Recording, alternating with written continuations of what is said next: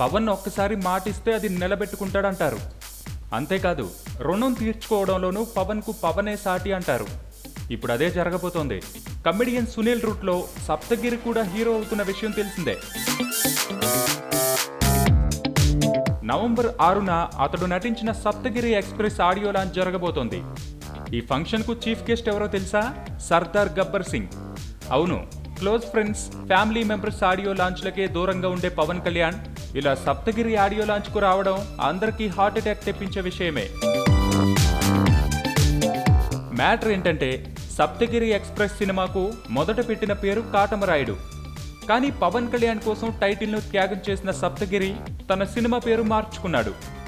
దీంతో పవన్ కళ్యాణ్ సప్తగిరికి ఈ విధంగా థ్యాంక్స్ చెప్పుకుంటున్నాడట. సబ్స్క్రైబ్ చేయడం మర్చిపోకండి. వీలైతే లైక్, కుదిరితే కామెంట్ పెట్టండి. ఇలాంటి ఇంట్రెస్టింగ్ బ్రేకింగ్ బిగ్ న్యూస్ మాకు తెలిసిన వెంటనే మీకు తెలియజేస్తాం. మాతో టచ్ లో ఉండండి.